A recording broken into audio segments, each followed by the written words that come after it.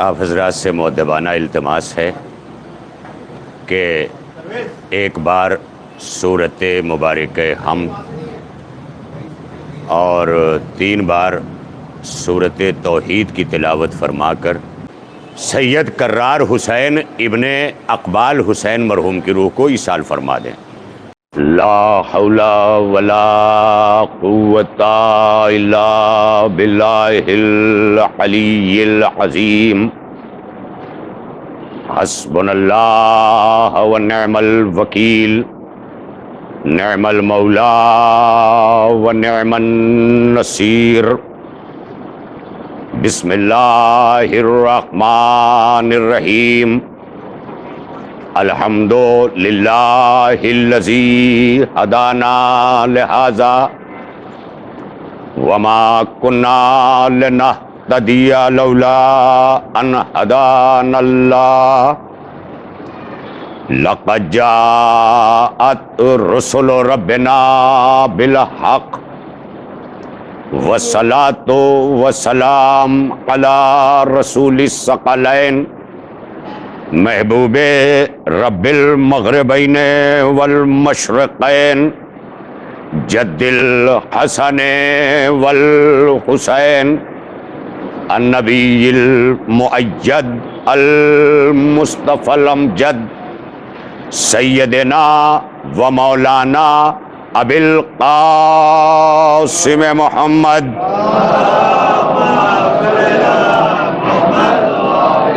وعلى اہل بیتہ الطیبین الطاہرین المعصومین المظلومین اما بعد فقد قال اللہ فی کتابہ المجید وقولہ الحق بسم اللہ الرحمن الرحیم هل أتى على الإنسان حين من الدهر لم يكن شيئا مذكورا إنا خلقنا الإنسان من نطفة أمشاج نبتليه فجعلناه سميعا بصيرا صلوات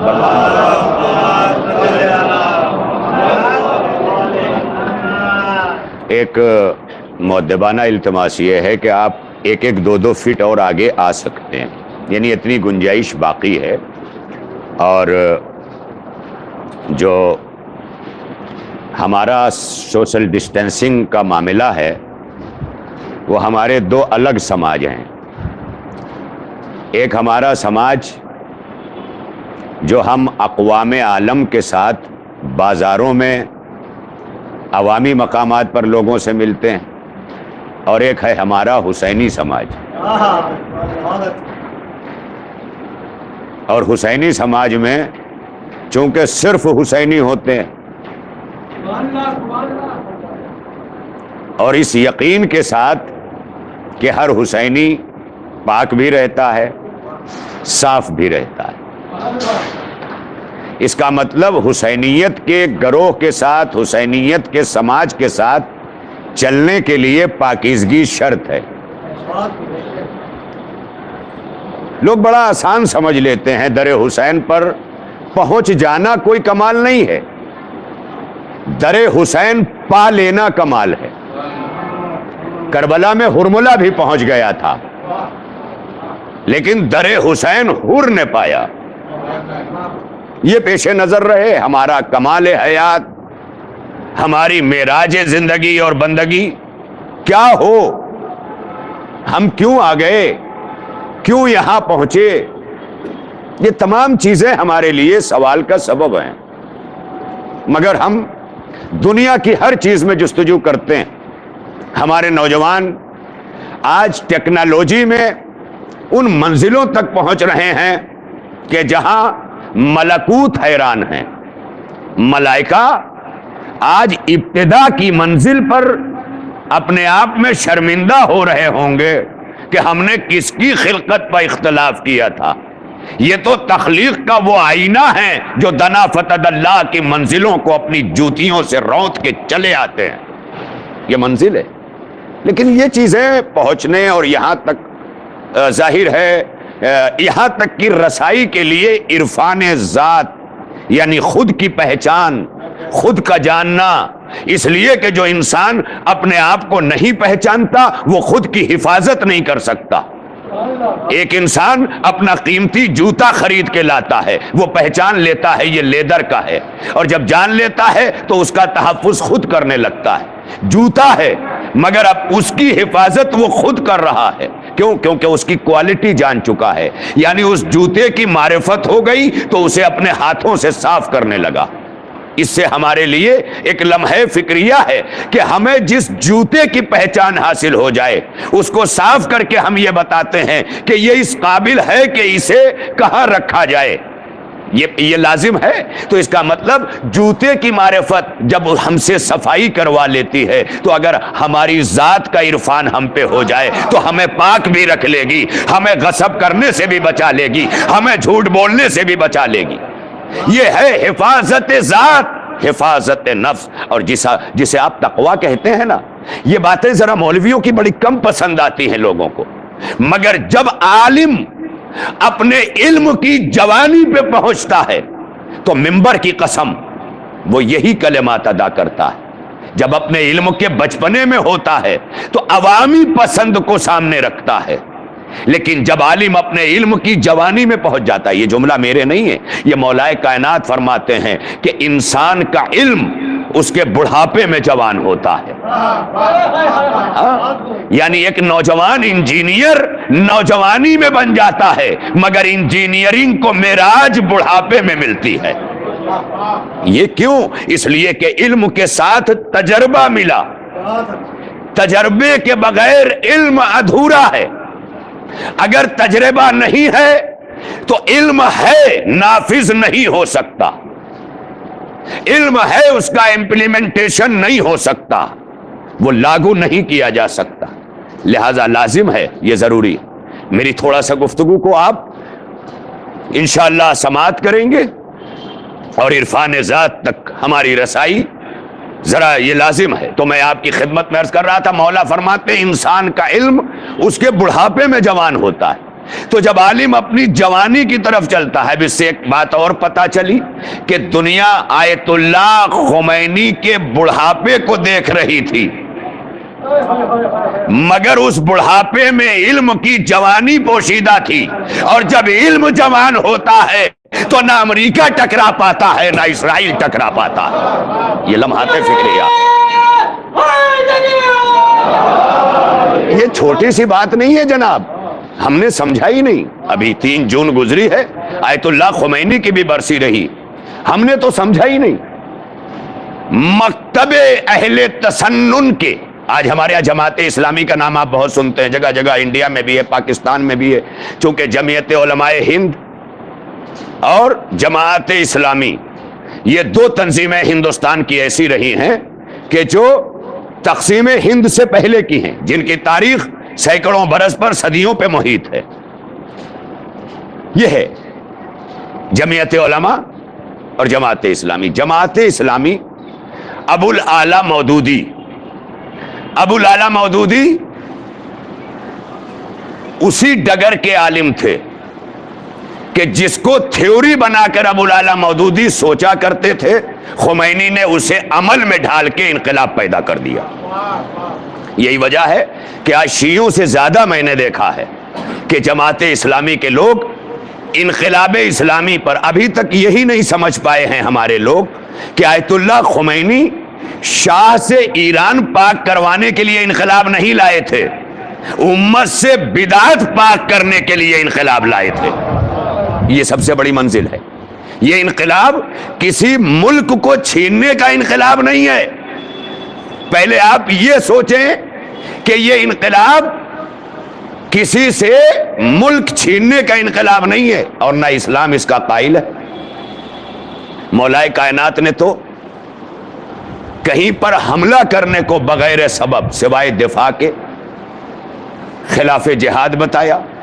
یہی وجہ ہے کہ معاصرین مولا کائنات اور جو آپ کے سیاسی حریف گزرے، انہوں نے کبھی تلوار لے کر روم فتح کر لیا، کبھی ایران فتح کر لیا اور نام فتوحات اسلامیہ دے دیا، کہ یہ اسلامی فتوحات ہیں جو ہم نے فتح کیا ہے، جیتا ہے، تلوار لے کے آگے بڑھے ہیں۔ ظاہر ہے اگر کل کے مسلمانوں نے یہ غلطی نہ کی ہوتی تو آج یہودیوں کی ہمت نہ ہوئی ہوتی کہ وہ بیٹھ کر فلسطینیوں کی زمین کو غصب کر لیتے۔ بہت بڑی منزل ہے، یہ سوچنے کا مقام ہے۔ تھوڑا سا ابتدائی منزل میں نے آپ کو جگہ دیا، ایک جھٹکا دے دیا، اس لیے کہ کبھی کبھی یہ لازم ہے، یہ ضروری ہے۔ اور ذرا ہم جیسے لوگ جو 30 برسوں سے مسلسل اسی منبر سے مولائے کائنات اور آل محمد علیہ السلام کے گھرانے کا نمک کھا کر اس منزل تک پہنچے ہیں، تو کوشش اس بات کی ہے کہ منبر کا حق بھی ادا ہو اور اس زمانے میں قوم اپنی شناخت کو باقی رکھے، اس لیے کہ بزرگ آپ سے علم میں، ٹیکنالوجی میں بہت پیچھے تھے، مگر عقیدے میں اتنا آگے تھے کہ عزتوں کا پودا جو کل لگایا تھا آج اس کا پھل تمہیں نصیب ہو رہا ہے۔ لیکن تم میں کوئی کمال نہیں ہے کہ تم کوئی پودا لگا سکو، اس لیے نہیں لگا سکتے کہ انہوں نے اس دور میں بھوکے رہ کے بھی اپنی تہذیبوں کو باقی رکھا اور تم نے روٹیوں کے لیے تہذیبیں بیچ ڈالی ہیں۔ صلوات پڑھیے مل کر محمد و آل محمد پر، ذرا جاگ کے صلوات ہی پڑھ لیں، بات اچھی لگے تو۔ حیدری! اچھا، ابھی مسلکوں پہ جھگڑا ہو تو پورا جوش آ جاتا ہے، آستین بھی پلٹنے لگتی ہے، سبب یہی۔ تو ارباب کرم میں کس منزل تک آپ کو لے آیا کہ تھوڑا سا یہ ساری آوازیں آتی رہیں گی لیکن میری بھاری رہے گی، یہ وعدہ ہے میرا۔ جب آپ لوگ سوچ رہے تھے کہ مائک کا کیا ہوگا تو یہ میرے بیٹھنے کے بعد سوچنے کا کام نہیں تھا، یہ بہت پہلے سوچنے کا تھا۔ اس کا مطلب سوچنے کا جب وقت چلا جائے تو صرف عمل کا وقت ہے، اور یہیں پہ یہ بات پتہ چلتی ہے جہاں سے عمل شروع کرنا چاہیے وہاں سے قوم سوچنا شروع کرتی ہے۔ یہ بات یہیں واضح ہو جاتی ہے، ہر جگہ آپ دیکھ لیں، کہیں مولانا بیٹھے تو مائک یاد آیا، کہیں یہ ہوا تو وہ یاد آیا، ہر جگہ کا ہے یہ مسئلہ۔ یہ نہیں کہ معذاللہ ابھی کچھ لوگ اس پر بھی بانی مجلس سے جا کے کان میں پھونک دیں گے، دیکھا بلا لیا تھا اور دیکھا تمہارے خلاف پڑھ کے چلے گئے، کیونکہ اس بیچارے کو اتنا ہی سمجھ میں آیا، جو بیچارے ہوتے ہیں۔ مگر یہ ضرور ہے کہ بانیان مجلس کو اپنے کانوں سے باتیں ضرور سننا چاہیے، کیونکہ دوسروں کے کانوں سے سنی گئی باتوں میں منافقت بھی ہو سکتی ہے اور سب کچھ ہو سکتا ہے، لہذا یہ لازم ہے کہ باتیں جو پہنچائی جانا چاہیے لازم ہے، کیونکہ تھنک جہاں ختم ہوتی ہے وہاں سے عمل شروع ہوتا ہے۔ لیکن ہماری قوم آج تک تھنک پہ لڑ رہی ہے، بیٹھی ہوئی فکروں پہ لڑائیاں ہیں، عمل پہ لڑائی نہیں، نہ عمل کی منزل میں آگے۔ بس پھر تو عزیزان محترم، یہ باتیں کہتے ہوئے اکثر مجھے بھی درد ہوتا ہے، مجلس بھی ذرا سو سی جاتی، چہرے پہ چمک نہیں آتی، کیونکہ انسان بہرحال کہیں نہ کہیں سے خدا اسے اس قابل بناتا ہے کہ وہ چیزیں لے، جذب کرے۔ جیسے زمین کو بنایا ہے کہ بارش ہوگی تو زمین پانی کو جذب کرے گی، ویسے ہی اللہ نے اگر ذہن عطا کیا ہے تو جب بھی علم برسے گا تو ذہن جذب کرے گا، وہی محروم ہوگا جو سخت ہو گیا ہو، پتھر ہو گیا ہو، کیونکہ پتھروں پہ پانی رکتا نہیں ہے، بہہ جاتا ہے۔ زمینیں جذب کرتی ہیں، اور جب زمینیں جذب کرتی ہیں تو جو پانی پاتی ہیں یہ زمینیں امانت بنا کے اپنے اندر نسلوں کی امانت بنا کے رکھتی ہیں، یعنی بارش کا جذب کیا ہوا پانی پیاس کا انتظام کر کے بتا رہی ہے جب میں اپنے اندر پانی کی امانت رکھ کے مٹی ہوں تو اے مٹی زادو تم بھی زمین پر پانی کا خیال کرو، یہ فقط تمہارا حق نہیں ہے، آنے والی نسلوں کی امانت بھی ہے، یہ منزل ہے، آنے والی نسلوں کی یہ پانی امانت ہے، اور یہ بڑا مہنگا ہونے والا ہے۔ کورونا نے یہ بھی بتا دیا، پانی تو مہنگا ہو چکا تھا، اب ہوا بھی مہنگی ہو گئی، نہیں مل رہی ہے۔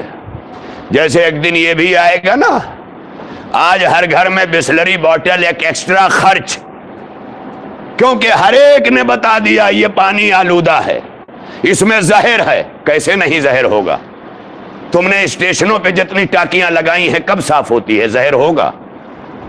صفائی سب سے بڑی شے ہے، اسلام نے اسی صفائی پر یہ سوشل ڈسٹینسنگ اس لیے رکھی گئی کہ کوئی صاف ہے کوئی گندا ہے، کوئی طاہر ہے کسی پہ غسل واجب ہے۔ میں کیا کہہ رہا ہوں؟ لیکن خدا کی قسم یہ نماز جماعت پڑھوا کے اللہ نے بتایا کہ اگر اتنی طہارت لے کے میری بارگاہ میں آ جاؤ تو میں مشیت تمہیں بنانے والا تمہارا اللہ یہ زبان دیتا ہوں کہ اگر پاکیزگی کے ساتھ شانے سے شانہ ملا کے بھی کھڑے رہو گے تو کوئی وبا ایک سے دوسرے میں جا ہی نہیں سکتی، کیونکہ دونوں میں آ ہی نہیں سکتی۔ میں کیا کہہ رہا ہوں؟ صلوات پڑھیں نا مل کر محمد وآل محمد۔ ہائے ہائے ہائے ہائے، مولا سلامت رکھے۔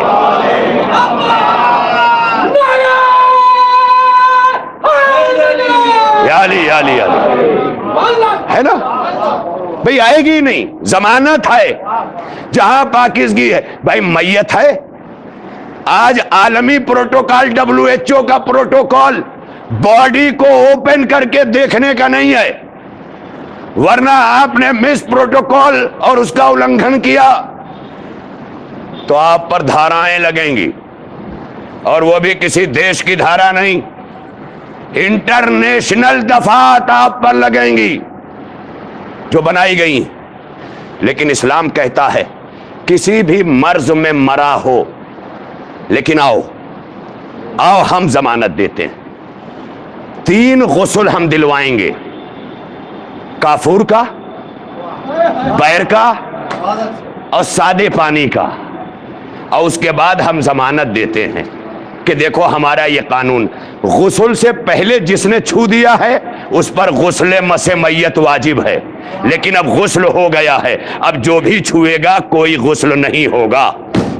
کہاں بیٹھے آپ سن رہے ہیں؟ کہاں بیٹھے سن رہے ہیں آپ؟ یعنی غسل دینے سے پہلے جس نے ٹچ کر دیا اس پر غسل مس میت ہے۔ پہلے لوگ سوچتے تھے عجیب بات ہے، اس کو نہانا ہے، مجھے بھی نہانا ہے، یہ بھی کوئی نہانا ہے۔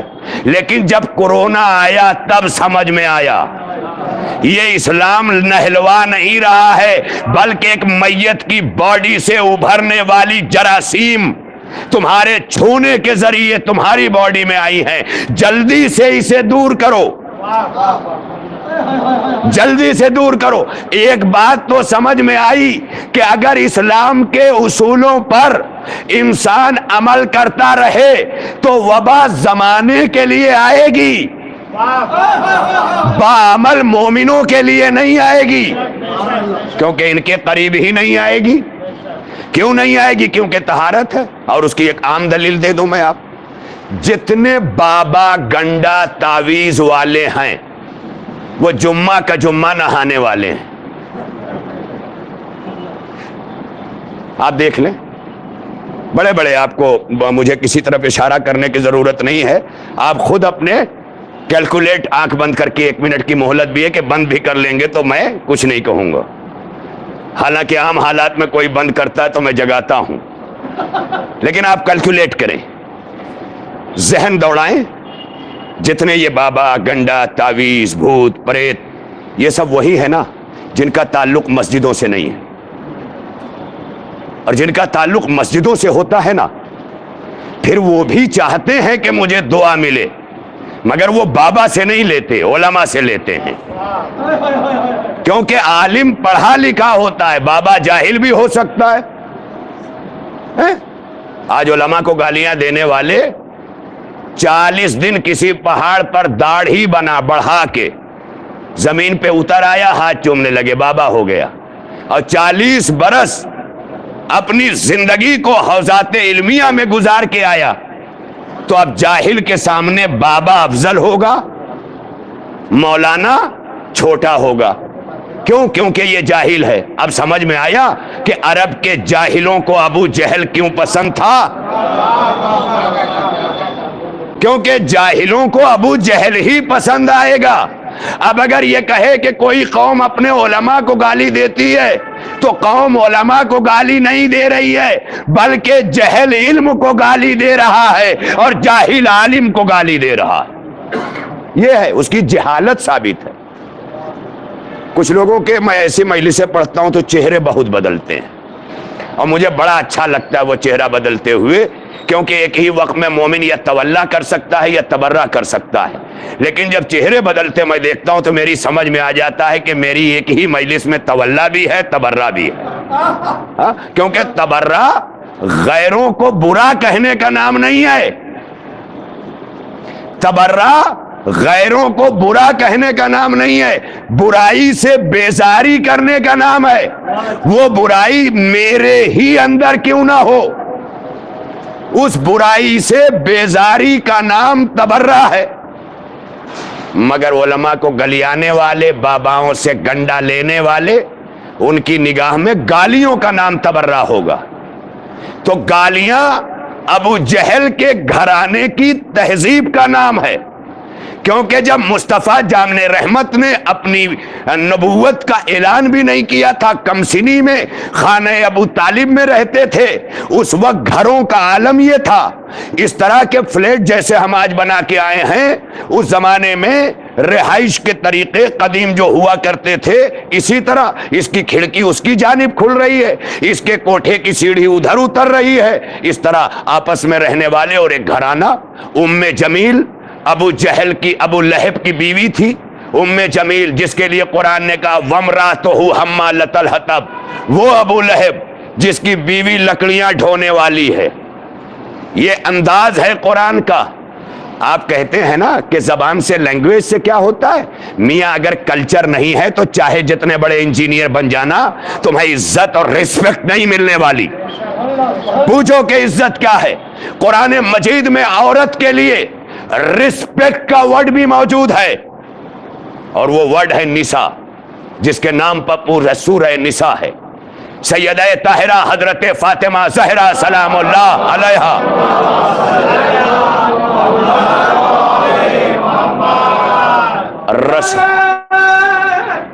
حیدری، سلامت رہیں آپ۔ دیکھیں آپ، یہ وہ ذات گرامی ہے، یہ وہ بابرکت ہستی جن کی ذات مقدس، اللہ اکبر، کوئی سوچ سکتا ہے؟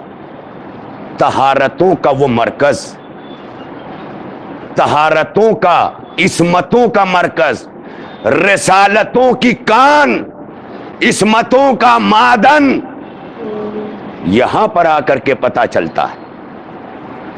انسان سوچ نہیں سکتا ملکہ فضیلت کی عظمت کو۔ بہرحال مجھے ادھر نہیں جانا ہے، مجھے اپنی بات کی طرف آنا ہے۔ میں اس بات کو آپ تک پہنچا دوں تاکہ یہ کمال حاصل ہو جائے، تاکہ ہمیں عرفان ذات مل جائے، تاکہ ہم اپنے آپ کو پہچان سکیں۔ تو آپ، میں جن چیزوں کی سفارش کر رہا ہوں، کیلکولیشن کرنے جائیں تو آپ کو کیلکولیٹ ہو کر کے مل جائے گا، یہ تمام چیزیں ملتی جائیں گی۔ مگر ان تمام چیزوں میں جو چیز ہمارے لیے لازم شے ہے، اس کا نام ہے طہارت۔ جہاں یہ طہارت ہٹی وہاں بھوت بھی آیا۔ یہ بھوت نہیں آتا، یہ طہارتوں کے ہٹ جانے سے بلائیں آتی ہیں، جسے ہم بھوت کا نام دے دیتے ہیں، چڑیل اور شیطان کا نام دے دیتے ہیں، یہ بلائیں ہیں۔ یہ میں نہیں کہہ رہا ہوں، دعائے کمیل میں مولا کائنات فرماتے ہیں اللہم اغفر لی الذنوب التی تغیر النعم، اے میرے مالک ہمارے ان گناہوں کو بخش دے جو تیری نعمتوں کو بدل دیتے ہیں، تغیر، چینج کر دیتے ہیں، چینج کر دیتے ہیں۔ نعمت ختم نہیں ہوتی، اللہ نعمتوں کو اینڈ نہیں کرتا، فنش نہیں کرتا، بلکہ کہتا ہے تغیر النعم، تمہارے گناہ نعمتوں کو بدل دیتے ہیں، چینج آف دا نعمت۔ جب چینج ہوتے ہیں تو چینج کے لیے ایک لفظ ہے ایکسچینج، یعنی ایک چیز لے کے دوسری چیز دینا، اس کو کہتے ہیں تغیر النعم، یعنی ایکسچینج جو آپ کے آفر کے طور پہ ملتا ہے نا۔ اللہ کہہ رہا ہے نعمتیں میں چھینتا نہیں، بلکہ نعمتوں کو ایکسچینج کر دیتا ہوں، بدل دیتا ہوں۔ काहे से? अल्लाहुम्मा अग़फ़िर ली ज़ुनूब अल्लती। थोड़ा सा तकलीफ होगी क्योंकि हर एक का ताल्लुक दुआओं से नहीं है। जो मुसल्लों तक गया ही नहीं उसे दुआ से क्या मतलब? वो तो घबराएगा मजलिस में ना, तो घबराया ना करो। थोड़ा सा जैसे कहीं माल गिनने के लिए बैठ के कि अभी कुछ मिलेगा, सब्र कर लेते हो, यहां भी खुश होके सब्र कर लो कि जरूर मिलेगा। वहां तो वही माल मिलेगा जो दुनिया बनाएगा, मगर फर्शे अज़ा से वो माल मिलेगा जिसका सिक्का आखिरत में भी चलेगा, जन्नत में भी चलेगा।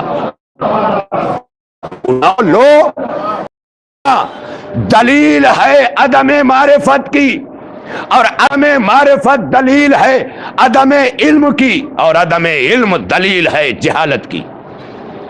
मैं आसान नहीं कर पाऊंगा, इसलिए कि जब लॉजिकल और फिलॉसफी चली आती है बातों में तो उसे आसान नहीं किया जा सकता। उसकी एक लाइन पर मजलिस तमाम हो जाती। तो मौला ने फरमाया नेमतें बदलती नहीं हैं, नेमतें छिनती नहीं है, बदलती हैं। तो गैर बदल जाती। अल्लाहुम्मा अग़फ़िर ली ज़ुनूब अल्लती तुनज़िलुन निक़म, उन गुनाहों को बख्श दे जो नक़मत के नाजिल होने का सबब बनती है। नक़मत क्या है? मौला से पूछा गया, मौला नक़मत क्या है? कहा नेमत का अपोजिट वर्ड है नक़मत, डे नाइट, नूर जुल्मत, ये अपोजिशन में है ना। तो जब नेमत नहीं होगी तो क्या होगी? मौला ने कहा नक़मत होगी। कहा नक़मत क्या है? कहा बला। वो बला है, कभी कहर बनकर, कभी वबा बनकर, कभी कोरोना बनकर, कभी ताउद बनकर, कभी ब्लैक फंगस बनकर, कभी येलो फंगस बनकर, कभी वाइट फंगस बनकर।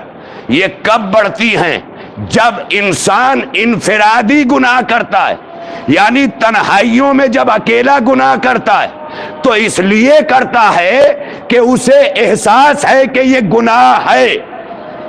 अरे मैं क्या कह रहा हूं, जुमला कहां से लाऊं?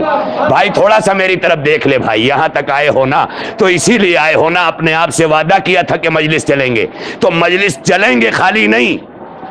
मजलिस आए हैं तो मजलिस में मिलने वाली चीज ले लो, ले लो। अब क्या है मंजिल? तुनज़िलुन निक़म, बला। जब इंसान गुनाह का एहसास कर ले और गुनाह करे तो तन्हा हो जाता है, अकेला हो जाता है। क्यों अकेला होता है? क्योंकि उसके एहसास में उसके गुनाह होने का इल्म मौजूद है। उसने अपने दिल को इतना सियाह नहीं किया है, अभी उसे एहसास गुनाह बाकी है, अकेला हो गया। लेकिन जब वही गुनाह पूरा माशरा मिलके करने लगे तो बाजमात बन जाता है। यानी जैसे अकेले की नमाज और जमात से नमाज, वैसे ही गुनाहों का भी आलम है। ये आज कोरोना जैसी वबा जो आई है उसका यही सबब है कि आज इंसानियत इतनी नंगी हो चुकी है, इतना उरिया हो चुकी है, इतना फुहश हो चुकी है कि सारा जमाना कल तक इनफिरादी तौर पर जिसे गुनाह समझ रहा था, आज इज्तिमाई तौर पर उसे फैशन समझ रहा है और उसे तहजीब समझ रहा है, तहजीब समझ रहा है, उसे अपना कल्चर समझ रहा है। जिस कल्चर की तरफ मगरिब के तुम देख रहे हो ना, उस कल्चर से यही चीजें पैदा होंगी, क्योंकि वहां तहारत का कोई तसव्वुर नहीं है, कोई तसव्वुर नहीं है। क्यों नहीं? इस्लाम ने तुम्हें ताहिर रखा। अब मैं अपनी पहली मंजिल की तरफ आ जाऊं कि अपने जात का इरफान होगा, अपने जात की मारिफत होगी, अपने आप की पहचान होगी, तो इंसान अपने आप की हिफाजत करेगा। और जब हिफाजत में लग जाएगा तो अपनी कीमत को समझेगा, और जब कीमत को समझ लेगा तो अब उठने बैठने की सोचेगा। अगर वो अपनी कीमत पत्थर समझ रहा है, कोयला समझ रहा है, रेती समझ रहा है, सीमेंट समझ रहा है, तो रोड पे फेंका जाएगा। लेकिन अगर अपनी कीमत उसने हीरो जैसी बनाई है तो आलीशान बॉक्स में रखा जाएगा। अगर अपनी कीमत नगीनों जैसी बनाई है تو بہترین انگوٹھیوں میں جڑ کر انگلیوں کی زینت بنایا جائے گا۔ بھائی یہی انسان کا کمال ہے، وہ خود طے کرے اپنے آپ کو کہ اس نے اپنے آپ کو کس قیمت کا بنایا، کس قیمت کا بنایا ہے۔ جناب ابو طالب نے کہا چچا ہونا محمد کا کمال نہیں ہے، اگر محمد کا چچا ہونا کمال ہوتا تو میرے علاوہ 11 تھے، کمال ہے محمد کا پالنا۔ ارے میں کیا کہہ رہا ہوں، کمال ہے محمد کا پالنا۔ اور آج اس کورونا کے دور میں تمہیں سیرت ابو طالب آواز دے رہی ہے، کمال مسلمان بن جانا نہیں ہے، کمال ہے مصیبتوں کے وقت میں مسلمانوں کی خبرگیری کرنا، خبرگیری کرنا۔ تب تمہیں ابو طالب اس لیے نہیں ہے کہ تم سن سن کے واہ واہ کرو، ابو طالب اس لیے ہے کہ تم پڑھ پڑھ کے سیرت پہ عمل کرو، تاکہ جیسے کل مصطفیٰ جیسا در یتیم ابو طالب کے ہوتے ہوئے یتیم نہیں تھا، ویسے ہی آج تمہارے ہوتے ہوئے کم از کم تمہارے رشتوں کا یتیم تو یتیم نہیں ہوگا۔ بڑے بڑے حسینیوں کو دیکھا ہے، اور اس کے بعد کہیں گے مولوی مجلس کے خلاف ہے۔ مولوی مجلس کے خلاف نہیں ہے، تمہارے عمل کے خلاف ہے کہ تمہیں لائن لگا کے مجلس کا انتظام کرنے کا تو ہنر آتا ہے، لیکن تمہیں اپنے ہی یتیموں کو، اپنے بھائیوں کے یتیموں کو، بہنوں کے یتیموں کو، رشتوں کے یتیموں کو پالنا نہیں آتا۔ کہے کہ تم کس بات کا تبرک بانٹ رہے ہو؟ ابھی تم حسین سے لینے کھڑے ہو، اس لیے بانٹ رہے ہو۔ شیعہ بھی دو طرح کے ہیں، ایک حسین پہ اپنا سب کچھ لٹانے والے شیعہ، اور ایک عاشور کو بھی جھولی پھیلا کے حسین کے دروازے کے بھکاری شیعہ۔ بھکاری بھکاری ہوتا ہے وہ کسی سماج کا ہو، بھکاری چاہے کرلا کے 9 نمبر کی بریج پہ مانگے اور چاہے مکہ میں کعبے کے سامنے مانگے، بھکاری تو بھکاری ہے۔ تو اب وہی بھکاری چاہے سڑک پہ مانگے چاہے عرش عزا پہ مانگے، کیونکہ حسین اس دروازے کا نام نہیں ہے جہاں جھولی پھیلا کے مانگنے جایا جائے۔ کربلا کے 72 نے بتایا کہ حسین اس لیے نہیں بنا ہے کہ جھولی پھیلا کے مانگنے جاؤ، حسین اس لیے بنا ہے کہ گلا ہاتھ پر لے کر کے جاؤ کہ آقا اگر گلا چاہیے تو حاضر ہے، بیٹا چاہیے تو حاضر ہے، سر چاہیے تو حاضر ہے، گھر چاہیے تو حاضر ہے۔ کربلا کے 72 نے کیا بتایا؟ لیکن نہیں، مانگ لو مانگ لو عزادارو، مانگ لو آج کی رات مانگ لو، جیسے چورن بیچا جاتا ہے۔ کیا مانگ لو؟ کیا مانگ لو بھائی؟ دعا کے بھی کچھ آداب ہیں کہ نہیں ہیں؟ آداب دعا جب انہی حسین نے بتا دیا کہ میرے ماں کی قسم ہے مجھے، میں حسین ہوں، 2 جگہ کی دعا اللہ کبھی رد نہیں کرتا، ایک مصلی کی دعا، ایک دسترخوان کی دعا۔ سوچو دسترخوان کتنا اہم ہے۔ مولا سلامت رکھے ہمارے کرار بھائی کے بچوں کو، اور ایسے اس علاقے میں جتنے بھی موتیان قوم ہیں، مخیران قوم ہیں، جنہوں نے یقیناً قوم کے اچھے برے وقتوں میں کھڑے ہو کر اپنے مال سے، اپنی طاقت سے، اپنے سورسز سے، اپنے ریسورسز سے ہر طرح سے کام کیا ہے۔ اس میں ہمارے ایک مرحوم کرار بھائی بھی تھے۔ میں ڈنکے کی چوٹ پہ کہتا ہوں، یہاں پورے محلے کا میں پڑوسی ہوں، سب کا، سب میرا مزاج جانتے ہیں، پیسہ کبھی پکڑتا نہیں، پیسے والوں کو سیٹتا نہیں، سب کو پتا ہے، پاور والوں کو پاور میں لاتا نہیں، یہ سب کو پتا ہے۔ کیوں نہیں لاتا؟ کیونکہ میں بے نیاز ہوں، مجھے نہ آپ سے چندے کی ضرورت ہے، نہ مجھے آپ سے کبھی مانگنا ہے۔ میں اپنے گھر میں فاقے سے رہوں گا، قوم سے نہیں مانگوں گا۔ کیوں؟ اس لیے کہ مولویوں کو پتا ہو یا نہ ہو، لیکن مجھے اتنا پتا ہے العلماء ورثۃ الانبیاء، علماء انبیاء کا ورثہ ہیں، انبیاء بھوکے رہیں گے، ہاتھ نہیں پھیلائیں گے، کیونکہ انبیاء قوم کے باپ ہیں۔ تو جو عالم بنے نا وہ فاقہ بھی کرنا سیکھ لے، اور اگر نہیں آتا تو عالم نہ بنے، کیونکہ عالم وہ منصب ہے کہ جو انبیاء کا ورثہ ہے۔ انبیاء نے پیٹ پہ پتھر باندھا ہے، کبھی قوم سے مانگا؟ نہیں مانگا۔ ہاں غیرت مند قوموں نے اپنے نبیوں کے پاس لا کے سب کچھ رکھ دیا. یہ غیرت مند کرتے ہیں. بے غیرت تو ہر جگہ سودا کرتے ہیں. وہ تو ابا کی میت پر رکھے جانے والے پٹرے کے بارے میں بھی پوچھیں گے یہ اتنا مہنگا کیوں ہے, کیونکہ عادت ہے. ابا کے لیے خریدا جانے والا پٹرا مہنگا لگے گا, لیکن سسرے اور بیوی کے لیے خریدا جانے والا گہنا بھی سستا لگتا ہے.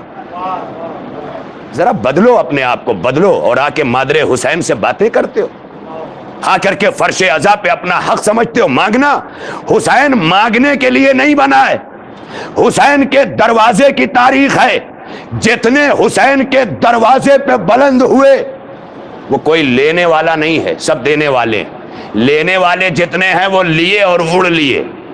راہب نے بیٹے لیے چلا گیا, فطرس نے پر لیے اڑ گیا, لیکن جو دینے آتے ہیں نا وہ ہمیشہ وہیں باقی رہتے ہیں. حسین چراغ بجھا کے کہتے ہیں چلے جاؤ, تو نہ جا کے بتاتے ہیں لینے والے ہوتے تو چلے جاتے, ہم تو دینے آئے ہیں. اور جو دیتا ہے وہ بے نیاز ہوتا ہے. اب سمجھ میں آیا اسلام میں خمس دینے کا حکم ہے, لینے کا نہیں ہے. کہیں لکھا ہے لو, زکات لو لکھا ہے نہیں, دو. دو خمس دو. یہ دو کیوں؟ یعنی اتنا کماؤ کہ خمس دینے لائق بنو. یہ ہے اسلام کا نظریہ. اتنا کماؤ کہ فطرہ دو, اتنا کماؤ کہ صدقہ دو, اتنا بے غیرت نہ بنو کہ صدقہ لو. کہیں لینے کی فضیلت لکھی ہے مجھے بتاؤ؟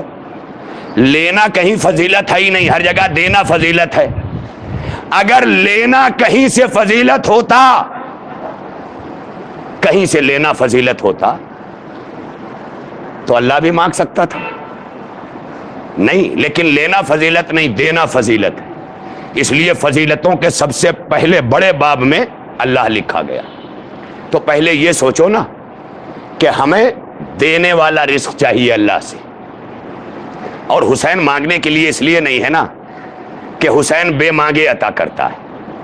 جو رسالتوں کے دروازے سے بھی مایوس جاتا ہے نا, حسین اسے بھی روک کے عطا کر دیتا ہے. کیونکہ حسین کی عطا کلمہ دیکھ کے نہیں ہے, حسین کی عطا کلمہ دیکھ کے نہیں ہے, حسین کی عطا ربوبیت کی عطا ہے. جیسے وہ عالمین کا رب ہے ویسے حسین عالمین کا امام ہے. اور حسین کی عطا تو جب فرش عزا پہ آنے والے بنو نا تو فرش عزا پہ آنے والوں کی نشانی دینے والا ہونا چاہیے, لینے والا نہیں, دینے والا. اس لاک ڈاؤن کے زمانے میں ایک آدمی بڑھا لو اپنے یہاں, کوئی فرق پڑ جائے گا کیا؟ کیا سوچو نا, تمہارا اسلام کتنا اہم ہے, جانوں کی حفاظت کس طرح کر رہا ہے.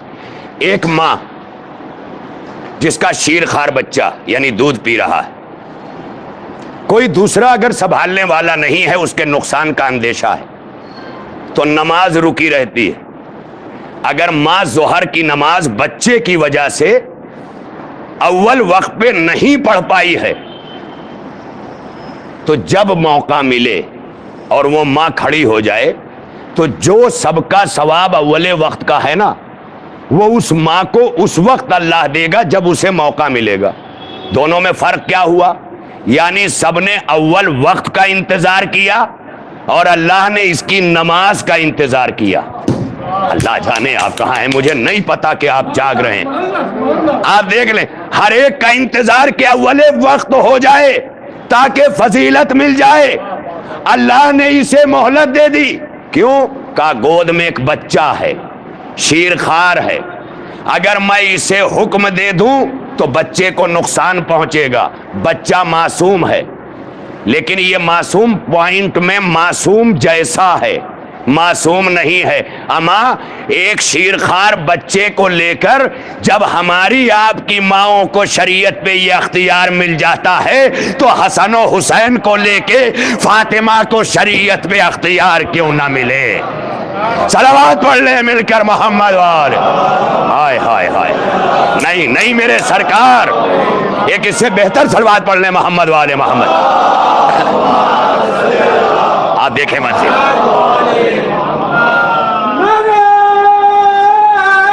حیدری سلامت رہیں. آپ دیکھیں کس منزل تک. ارباب کرم ہمارے لیے لمحات فکریہ ہے.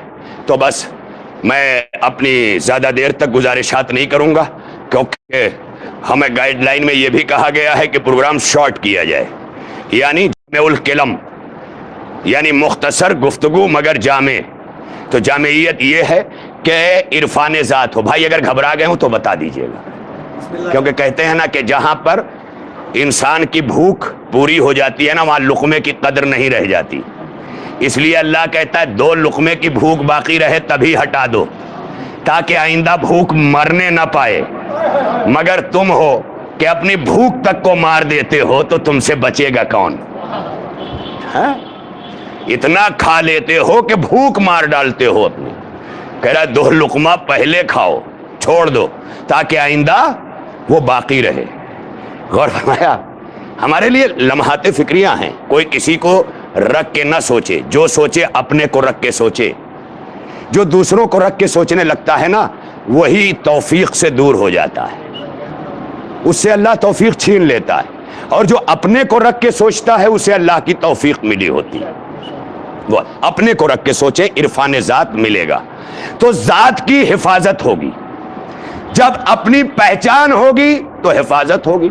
مولا نے نہج البلاغہ میں فرمایا ہے کہ تقوی نام ہے صیانت ذات کا، یعنی اپنے وجود کی حفاظت کا نام تقوی ہے. گناہ تمہیں نقصان پہنچاتے ہیں، گناہ تمہاری فزیکلی طور پر بھی تمہیں باڈی کو نقصان پہنچاتے ہیں، اور اسپرچولی طور پر، روحانی طور پر بھی تمہیں نقصان پہنچاتے ہیں. لہذا انہیں گناہ بتا دیا گیا، ہانیکارک تمہارے لیے گناہ.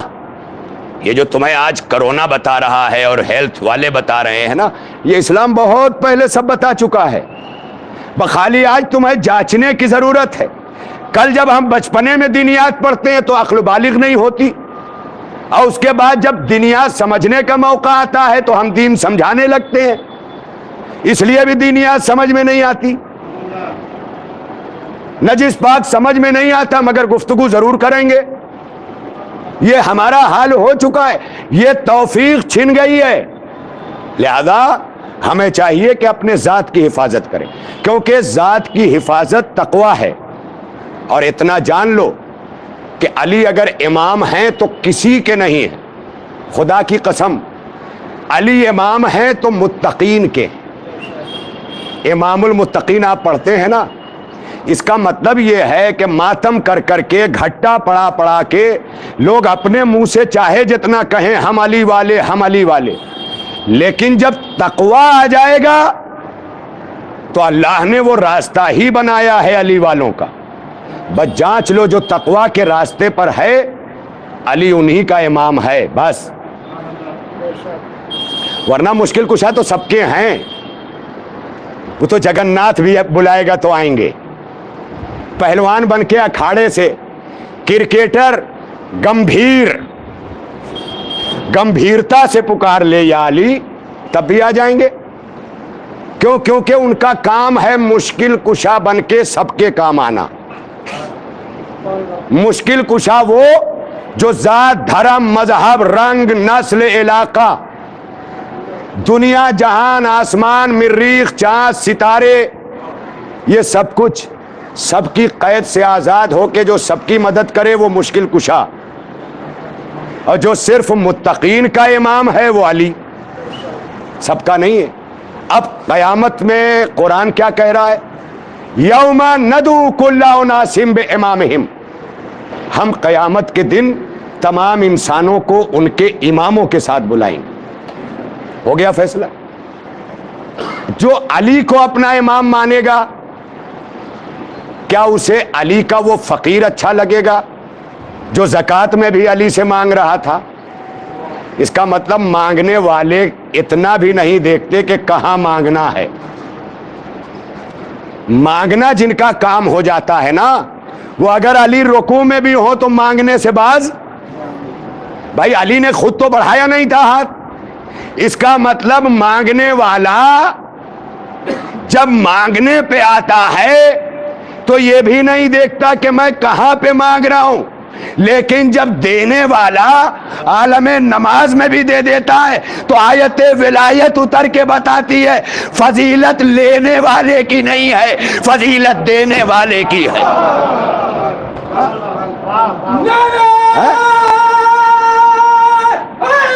ہاں؟ 20 روپیہ مانگ کے لانے کے بجائے 2 روپیہ دے کے رحمت برسواؤ۔ 2 روپیہ دو رحمت برسے گی، لیکن 100 روپیہ مانگ کے لاؤ گے تو رحمت نہیں برسے گی، کیونکہ مانگنے پہ آیت نہیں آتی، عطا کرنے پہ آیت آتی ہے۔ فاطمہ نے روٹیاں دی، سورہ آیا۔ میں کیا کہہ رہا؟ روٹیاں دی، سورہ آیا۔ علی نے انگوٹھی دی، آیت آئی۔ یہ دینے پہ آنا بتاتا ہے کہ اللہ کی رحمت لینے پہ جوش میں نہیں آتی، دینے پہ جوش میں آتی ہے۔ یہی وجہ ہے کہ مانگ مانگ کے گھروں میں ٹائلز لگانے والے ٹائلز تو لگا لیتے ہیں، رونق نہیں آتی، لیکن جو گھروں سے دینے کا عادی ہے پلاسٹر گرا بھی ہے مگر رحمت برس بھی رہی ہے۔ دیکھ لو، مانگو سمجھ میں آ جائے۔ لہذا ہمارے مرحوم کرار بھائی، اللہ انہیں غریق رحمت کرے، کرلا میں کم از کم ان میں نام تھا کہ جو بھی دروازے پہ ضرورت مند آ جائے، اور مولا بھی کہتے ہیں کسی بھی سائل کو دروازے سے واپس نہ کرو، اپنی حیثیت بھر خود، لیکن اپنی حیثیت کا تعین دینے میں نہ کیا کرو، لینے میں کیا کرو۔ تمہیں اگر کوئی 2 روپیہ دے تو تمہارے ذہن میں تصور آئے گا کمبخت دینے والا اگر دیتا تو کم از کم ایک وقت کی آگ بجھا دیتا۔ تو اسلام نے بھی دینے پر، یہ روپیہ 2 روپیہ والا صدقہ یہ فیشنی صدقہ ہے بس، ورنہ صدقے کی کم از کم مقدار ایک وقت کی خوراک ہے۔ آپ اتنا صدقہ دیں، لیکن چونکہ دن بھر میں اتنے ریٹیلر آتے ہیں کہ آدمی سوچتا ہے تھوڑا تھوڑا کر کے سارے ریٹیلر کو پٹا بھی لیا جائے۔ تو یہ اللہ کم پٹاتا ہے، یہ صدقہ بندے زیادہ پٹاتا ہے۔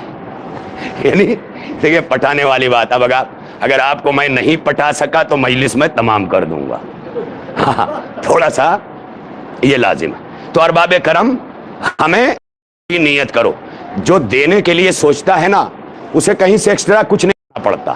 میں اکثر یہ بات کہتا ہوں کہ صبح میں 2 آدمی آنکھیں ملتے ہوئے اٹھے، ایک آدمی نیت کر رہا ہے یار آج کہاں کھاؤں، کس کا گھر دیکھوں، کس کا دسترخوان دیکھوں، کسے توڑوں، کیونکہ یہ بغیرت کھانے والے جو ہیں ان کے ہاں نئی نئی لفظیں استعمال ہوتی ہیں۔ اگر کسی بندے نے کھلا دیا کہ آج فلاں کو توڑا، ہاں یہ توڑائی بھی سمجھتے ہیں، یعنی بیوقوف بھی بنا سمجھتے ہیں، اسی لیے یہ کھاتے بھی ہیں اور گناہ بھی لیتے ہیں۔ اور وہ بیچارہ ایک تو عطا کر کے گیا ہی تھا، اس نے غیبت کر کے اپنا ثواب بھی لکھوا دیا، وہ کتنا فائدے میں رہا۔ اب بھی کہتے ہو بڑے بڑے کیوں ہو رہے ہیں، چھوٹے چھوٹے کیوں ہو رہے ہیں؟ اسلام میں چھوٹے بڑے کا معیار مال سے نہیں ہے، عمل سے ہے۔ لینے کا عمل ہوگا تو چھوٹے ہو جاؤ گے، دینے کا عمل ہوگا تو بڑے ہو جاؤ گے۔ صلوات پڑھیے مل کر محمد والے محمد۔ آپ دیکھ لیں، آپ دیکھ لیں، یہی وجہ ہے۔ گھر میں بڑا بھائی اگر بے غیرت ہو، گھوم گھوم کے کھائے، اور چھوٹا بھائی گھر چلانے لگے تو بڑا چھوٹا ہو جاتا ہے، چھوٹا بڑا ہو جاتا ہے۔ کیوں؟ اس لیے کہ اب بڑا چونکہ کام نہیں کر رہا ہے، چھوٹا کام کر رہا ہے، اب سر جھکائے کھڑا ہے۔ کیا ہوا بھائی؟ ارے وہ تھوڑا سا پیٹرول ڈالنا تھا گاڑی میں۔ جیسے ہی یوں ہاتھ کیا، چھوٹے نے یوں دیا، چھوٹا بڑا ہو گیا، بڑا چھوٹا ہو گیا۔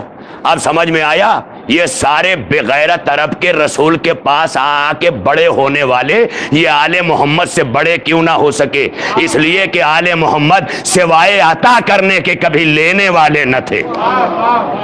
لہذا وہ بنو، وہ دروازہ ہوگا تو برکتیں ہوں۔ اللہ ہمارے کرار بھائی کو غریق رحمت کر، ہمارے مرحوم ظہیر حسن بھائی چچا پلاسٹک والے، یہ کچھ نام اس علاقے کے جو ہر طرف گونجتے تھے۔ کوئی نماز پڑھتا ہے تو اپنے آپ میں مطمئن ہے کہ میں نے تو پڑھ لی، اچھا وہ گوا رہا پڑھے ہو تو اب اس کو اپنی نگاہوں سے دیکھ رہا ہے تو اس قابل سمجھ رہا ہے کہ نماز میرے لیے بنی ہے، اس کے لیے نہیں بنی ہے، تبھی تو ایسے کہہ رہا ہے کہ وہ پڑھت رہا، یعنی جیسے کوئی غلط کام کر رہا ہو، اس طرح بیان کر رہے ہیں۔ نماز تو سب کے لیے بنی ہے نا، تو بھائی تمہیں کیوں اعتراض ہے؟ تم پڑھو اور اللہ سے قبول کرواؤ۔ اسی طرح جب عطا کرو نا تو دوسروں کے عطا پہ شک نہ کیا کرو، ارے نام کرے خاطر دے تھے، اما کچھ کرنے کے لیے دیا ہو مگر دینے والا تو ہے۔ اتنا بنو، اتنا بنو۔ بھائی فرعون کیوں خدا بنا؟ کیونکہ فرعون نے سب کو کھلایا، کسی سے نہیں کھایا، اور جس کا کھا رہا تھا نا اکیلے میں الٹ کے کہتا ہے کہ میں جانتا ہوں تو ہی خدا ہے اور میں خود نہیں بنا ہوں، انہوں نے بنا دیا ہے۔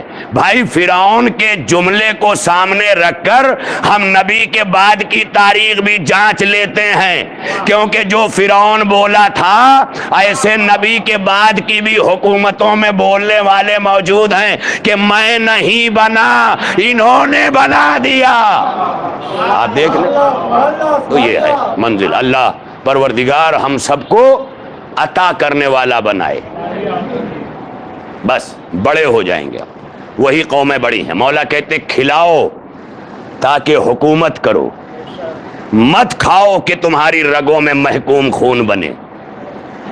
جب کھلاتے ہو نا تو نمک مذہب بدلوا دیتا ہے۔ پہلے کی زمینداریوں کی قسم، تمہارے بڑے بڑے جلوس کسی کا مذہب نہیں بدلوا پائے۔ آج روٹنے کے بعد ہر ذات کے لوگوں کا شیعہ ہونا دلیل ہے کہ حسین کے نام پر کھلایا جانے والا نمک نہ جانے کتنی نسلوں کو بدل کے چلا گیا۔ کھلاؤ کھلاؤ، روڈ شو نہ کرو، بہت ہو گیا تھا نا۔ حسین دیکھتا ہے تمہارے بڑے پیدل قافلے چل رہے تھے، لیکن قافلوں کی شوٹنگ جو ہو رہی تھی اور سوشل میڈیا پہ چل رہی ہے وہ تم بھی اپنی نگاہوں سے دیکھ رہے ہو۔ اگر اسی کا نام جلوس ہے تو کبھی باہر نہ نکلنا، کیونکہ یہ حسین کا جلوس نہیں ہے۔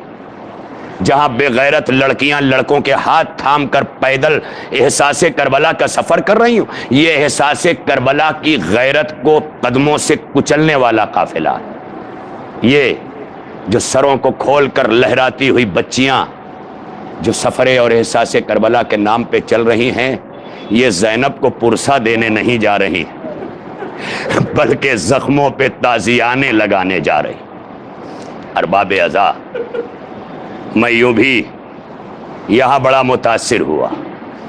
24 محرم کا جلوس یہاں برآمد ہوتا ہے، پہلے سال کے آغاز پر بھی میں تھا۔ وہ جلوس ترقی کرتے کرتے آج یہاں کی نشانی علامت بن گیا۔ وہ جلوس یہاں کی 3 منزلیں طے کرتا ہے۔ پہلی منزل پر کرار بھائی نے اسی طرح سے اپنے دروازے پہ روکا جیسے گاؤں میں مائیں کہتی ہیں کہ آقا کا ذوالجناح میرے دروازے پہ پہنچا دینا۔ جلوس رکنے لگا، یہاں سے پیغام جانے لگا، اور اس کے بعد یہاں سے آگے بڑھ کر اجو مرزا کے دروازے پر، برادرم اجو مرزا، وہاں سے بھی ایک پیغام جاتا ہے۔ اور میں نے ہمیشہ یہی درخواست کی کہ تم امام باڑوں میں اپنے حسین کو ہمیشہ روتے ہو، لیکن جب روڈوں پہ بیٹھا کرو تو حسین پہ رویا نہ کرو، بلکہ اپنے مظلوم حسین کو پہنچایا کرو، دوسری آنکھوں میں حسین پہنچایا کرو، اور اس کے لیے اچھے علماء، اچھے خطبہ، اچھے وقتہ، اچھے پروقتہ کو وہاں پہ آواز دو، تاکہ تمہارا وہ مظلوم پہنچ جائے کہ جو آج تک کائنات کی پیاس کا ضامن ہے وہ اتنا پیاسا تھا کربلا میں کہ اس کا 6 مہینے کا بچہ ہاتھوں پہ شہید ہو گیا۔ بس عزادارو، آپ کی زحمت تمام ہے مگر غم حسین میں رونا زحمت نہیں ہے۔ کیوں؟ اس لیے کہ ٹوٹی ہوئی پسلیاں لے کر اجڑی ہوئی قبر سے ایک ماں تمہارے آنسوؤں کے لیے مجلس عزا میں آ جاتی ہے۔ اے میرے حسین کے رونے والوں، تمہارے حسین کی دکھیاری ماں آ گئی۔ ارباب عزا، جب ماں کسی دروازے پہ آتی ہے نا حسین کی، تو وہ دروازہ کتنا بڑا ہو جاتا ہے، کتنا بڑا ہو جاتا ہے۔ سوچو نا، جو جنت کے دروازے کو چھوڑ کے آئے وہ ماں، اس دروازے پہ پتہ چلا اپنے گھروں کے دروازوں کو بڑا کرنا چاہتے ہو تو میرے حسین غریب کی مجلس کرنا، فرش عزا بچھا دینا۔ یہ ماں چلی آئے گی اور اکیلی نہیں آئے گی، روایت میں ہے 4 برس کی سکینہ انگلیاں تھامے ہوئے۔ ارباب عزا، آج یہ مجلس ہے، آج اس عالم میں کرار بھائی کا انتقال ہوا۔ الحمدللہ ہمارے کرار بھائی کے جوان سال بچوں نے یہاں سے وطن تک ہر ممکنہ کوششیں کی، بابا کو دوا کا انتظام کہیں کمی نہ ہونے پائے، دوڑ کے لیتے رہے، لے کے جاتے رہے، راستے میں دم توڑ دیا، بچے تڑپے، مگر جب گھر پلٹ کے لائے تو ہر آنکھ نم تھی، ہر کوئی بچوں کو سینے سے لگا رہا تھا، مگر ہائے کربلا جہاں ساری روایت پلٹ گئی۔ سید سجاد نے جب آنکھیں کھولی تو بابا کا سر نوکے نیزہ پا آواز دی، اے پھوپھی اماں، سید سجاد یتیم ہو گیا۔ ارباب عزا، یتیمی کا ماتم کر کے سجاد چپ ہو جاتا، مگر جب 11 محرم کو سید سجاد کے ہاتھوں میں ہتھکڑیاں، پیروں میں بیڑیاں پڑی ہیں اور بابا کا بے گور و کفن لاشا دیکھا ہے تو پھوپھی کی طرف دیکھ کے ایک مرتبہ آواز دی، پھوپھی اماں آپ کے سر پہ چادر بھی نہیں، بابا سجاد کو معاف کر دینا۔ اے بابا، اگر پھوپھی کے سر پہ چادر ہوتی تو لاشیں اریاں پہ ڈال دے۔ الا لعنت اللہ علی القوم الظالمین وسیعلم الذین ظلموا ایام منقلب ینقلبون۔ الہنا و سیدنا و مولانا وتقبل منا بحق زہرا و ابیہا و بعلہا و بنیہا و بحق ائمۃ التسعۃ الطاہرین من ذریۃ الحسین علیہم السلام۔ پالنے والے ہم سب کی اس عبادت عظمیٰ کو قبول فرما مولا، ہم سب کی اس شرکت کو پروردگار مادر حسین کے حضور ہمارے ان اشک عزا کو قبولیت عطا فرما۔ اے مولا، ہم سب کے مرحومین کی مغفرت فرما، مرحوم کرار حسین ابن اقبال حسین مرحوم کے درجات کو بلند فرما۔ اے اللہ، اے پروردگار، ہمارے نوجوانوں کو نیک اور صالح قرار دے، زمانے کی تمام تر ترقیوں کے ساتھ نوجوانوں کی دنیا و آخرت کو کامیاب بنا۔ اے اللہ، ہمارے قوم کے صالح اور نیک بزرگوں کا سایہ ہمارے سروں پہ باقی رکھ۔ اے اللہ، علم و عمل کی راہوں کو ہمارے لیے آسان بنا۔ اے اللہ، مراجع اعظام کا تحفظ فرما، علم و علماء کی حفاظت فرما۔ اے اللہ، ہم سب کو ہمیشہ فرش عزا عزائے حسین سے وابستہ رکھ۔ اے اللہ، صراط مستقیم پر استحکام عطا فرما۔ اے اللہ، اے پروردگار، ان عالم میں آج ہر جگہ پر مومنین نہ جانے کتنی دشواریوں کا سامنا کرتے ہوئے اپنی غیرت کو چھپائے ہوئے، اپنی عزت کا سایہ کیے ہوئے، نہ جانے کن کن عالم میں مومنین اپنے شب و روز گزار رہے ہیں۔ مولا، ہر ایک کی پریشانیوں کا خاتمہ فرما، ہر ایک کی غیب سے مدد فرما۔ اے اللہ، خصوصاً جہاں جہاں مریض ہیں، مریضان مرض ہے مولا، اسپتالوں میں، گھروں میں، اے اللہ سب کو جلد از جلد شفا عطا فرما۔ اے پروردگار، اس مہلک وبا کو جلد از جلد کائنات سے ختم فرما۔ اے اللہ، اگر یہ سازش ہے تو اس کا پردہ چاک فرما، اگر یہ وبا ہے تو اس کا خاتمہ فرما۔ اے اللہ، اے پروردگار، ہمیں دنیا سے اٹھا تو محمد و آل محمد کی محبت پر اٹھا۔ اے اللہ، دنیا میں زیارت حسین اور آخرت میں شفاعت حسین نصیب فرما۔ اے اللہ، اپنی آخری حجت امام زمانہ کے ظہور میں تاجیل فرما۔ اے اللہ، ہم سب کو ان کے ناصرین میں شامل ہونے کے قابل بنا۔ الہی تقبل منا انک انت السمیع العلیم بحق محمد و آلہ الطاہرین. آپ حضرات سے التماس ہے ایک بار سورہ الحمد اور 3 بار سورۃ مبارکہ توحید کی تلاوت فرما کر مرحوم و مغفور سید کرار حسین ابن اقبال حسین مرحوم کی روح کو ایصال فرما دیں. اللهم صل على محمد وآل محمد